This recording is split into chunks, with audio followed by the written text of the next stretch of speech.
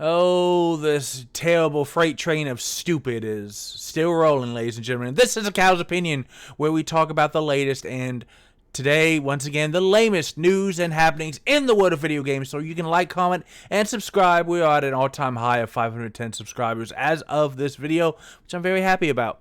What I'm not happy about is that Bioware employees have legitimate reason to be worried about layoffs. So we're going to talk about that.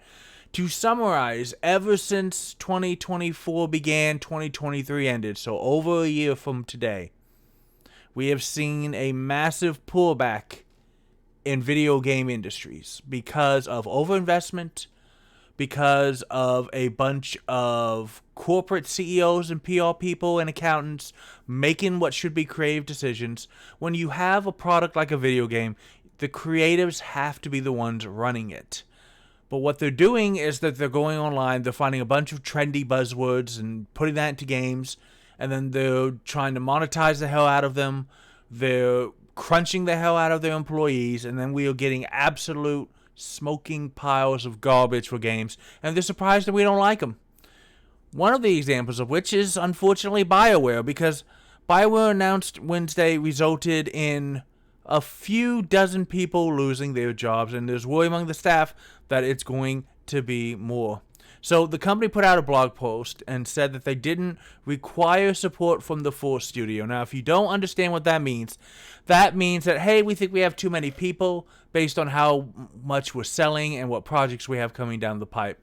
Now, the reason why they're thinking this is because, unfortunately, Dragon Age, the Veil Guard, did not do very well, guys. And look, we could do a whole podcast of 3 hours with people talking about 6 or 7 different things that all contributed in different ways and different levels. And if I talk to 5 people, I'm going to get 6 different opinions on what the major problems were.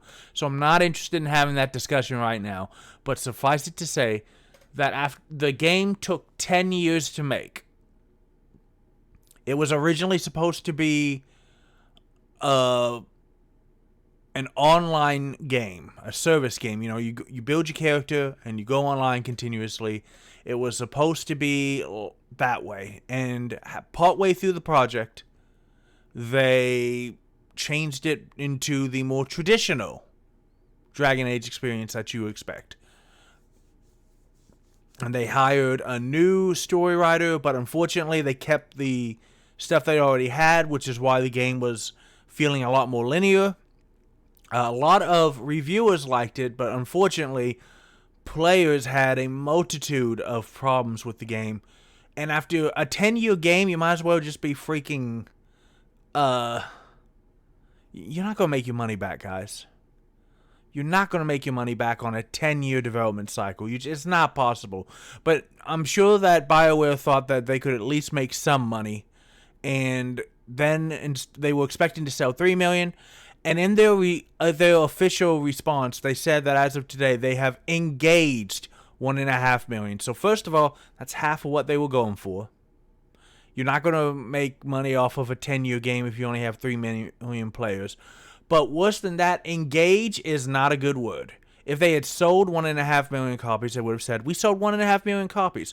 The fact that they got tricky makes me think that people were playing like on Xbox Game Pass. And look, Game Pass is really good. It's fantastic.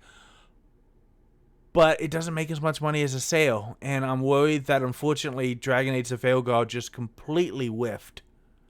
And you can, if you liked it, I'm happy. But a lot of people were expecting the dark and gritty, and I've said it in the previous videos, I'll say in this one, it looked like Critical Role. And I love Critical Role. Campaigns 1 and 2 are better than 3. That's a whole nother video. But I still have fun, even today, with Critical Role. But when I watch and play Dragon Age, I want that gritty, dark universe. And that's not really what the Veilguard had. And so because of that, the lead writer announced she was leaving to pursue other opportunities. That is never a good thing because you don't suddenly leave that quick. I don't care what opportunities you think you have or what you want. That's usually code for, hey, we're going to let you leave with your head held high as you walk out the door. But sources have reached out to tell Insider Gamer, as I explain why that's bad, that the company has let go a number of people regardless of experience and tenure. This was confirmed when the game's lead writer, Trick Weeks, posted on Blue Sky he was looking for a new position. Afterwards, narrative editor Ryan Cormier, forgive me about your name if I messed it up, I'm sorry, stated that he was also let go. Multiple others also made posts saying that they are no longer with the company. So basically, anybody who was in charge of the game has been decided that they don't need them because they did not like the game and how it... Now, if the game had sold 10 million copies, this would not be happening. I'm almost positive, guys. But they've decided that this is the game you made, it's not the game players want, and we don't want you here. Now, of course, when you're cutting people at the top, you're worried that the people who actually make the game, the programmers and the artists and stuff, were also going to go. And in fact, people within Bioware are concerned more layoffs in the coming weeks and months. And one current employee said they expect it to happen. It feels like we're waiting for another wave, said a second. Now, they are currently working on the next Mass Effect game. Of course, you're going to need people on the next Mass Effect game. But they are doing an internal evaluation to see where things can be improved with development moving forward. Again, Dragon Age took 10 years, changed from a live service game to a traditional action role-playing game that they had made with the other Dragon Age games. It did not connect with enough players, unfortunately. That's a terrible thing. I don't care if you hate a certain character in Dragon Age with the fire and passion of a burning star. I don't like the fact that people are going to lose their jobs over decisions they had little or no say in. The people at the top who have left and the people at the very top of Bioware who approved of all this, who thought that this was great, they are the ones who should be paying the price, not the developers. Nobody spends 10 years of their life making a game and hoping it sucks. You just don't. Now, Insider Gamer, and forgive me, this is from one of our favorites, Mike Straw, over at Insider Gamer. I apologize, I didn't say that at the top. Has reached out to both Electronic Arts and Bioware. EA also not doing super great right now overall. And that's the problem when your company is held by an even bigger company, is that lots of stuff can make your little company on the chopping block, even if you're doing well. But Bioware has not done well lately. Mass Effect Andromeda was not good, and we've just talked about Dragon Age's long 10-year development cycle. And the next Mass Effect really needs to knock it out of the park before you find yourself staring down the barrel of being another Ubisoft. We don't want that. I don't want these AAA game studios have EA, Ubisoft, Activision Blizzard, now Activision and Blizzard owned by Microsoft. They're not doing great, guys. And there's a multitude of reasons why they're not doing great, but it boils down to this. John Rossetti was hired by EA, and he made a lot of money because he was like, how do we monetize the crap out of everything? EA is having a bad time right now because of Bioware, but even more so because their sports franchises, which are worse than any gacha game on the market at monetizing their players in a terrible fashion, are finally starting to hit down the field. They weren't concerned about telling great stories. They weren't concerned about improvements. You got an updated roster on your sports franchise, and you got a whole new gacha wheel to run. Every couple of months, if you're not continuously dumping money into their online mode, don't bother playing their online mode. You're not going to have players that can compete, no matter how much skill you have at that game.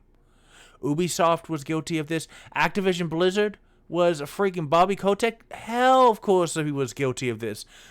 It was not about making great games with passionate people who knew what gamers wanted. It was about, how do I monetize everything? All the other... You didn't like the story things in BioWare? You know why? Because it was done by people at the top who don't make video games, who decided to pull a bunch of things off Twitter and see what buzzwords were going, and that's what they decided to put in. As well as, like, how do we monetize more? It was all, the whole biggest thing was not no matter how bad you think the writing was, how bad the gameplay was, how buggy the game was, how bad the monetization is, the worst thing that has happened to AAA gaming, why AAA gaming is failing, is because the people at the top said, what can I do to take all of your money? Not just monetize it. I don't have a problem with a great game making some money. But how do I take all of your time and all of your money and just grab you by the wallet and your privates and run you until you can't stand up anymore? That's the problem with AAA gaming in a nutshell right now, guys. Now, if they get a response, they're going to add it. I'm very angry about this. I'm tired of watching all these great studios fail and then get sold off or crashed. So, and again, January 22nd, just a little over a week ago, the preliminary Q3 of 2025 earnings report, Dragon Age Veilguard missed internal playing expectations by 50%, and the next day, stock fell 17%, because of Dragon Age, yes, but again, because of how poorly their franchise modes in sports gaming will do. People are just tired of it. You got to buy a new $60 to $70 copy of the game. You get an updated roster. You get graphics that look kind of better. You get a couple of play things, but nothing that makes you need to spend $70. And then what do you get? You get the gotcha wheel all over again. That's not fun. 17% of EA stock is $6 billion in market value being lost. This is a big thing. So, guys, I want to let you know, what do you think the biggest problem? I don't want to let you know. I'm angry and I can't talk right. But I want to ask you, what do you think about the state of gaming? What is your biggest... I don't care what you say down there. You know what? This is what the comments are for. What is your biggest problem with gaming? Why do you think Activision Blizzard had to be sold? Why do you think Ubisoft is going to have a hard time making it this year? Why do you think Bioware is in a position to where they have to have Mass Effect be a hit or they're screwed? Why do you think EA is losing billions of dollars a month now in value? I want you to write it down below. Let me know what your thought is. The one thing you can say that I love the story of Dragon Age, because you know what? 1.5 million people did like Dragon Age and got the game or played it on Game Pass, and that is great. It's actually good. If you had fun with it, there's no shame. But the fact that the game was made to not appeal to... You need to appeal to wide audiences in a AAA game. You need to sell lots of copies. You damn sure need to do it if you're going to take 10 years to put the game out. Guys, let me know down below, and you know what else you can do? You can do something a lot more fun than all this Bioware garbage. You can play more games! Games are awesome. The fact that these studios keep failing is not awesome, and you deserve awesome. We'll see you next time. This better not keep me from getting the next Robot Wars. I'm just going to say it.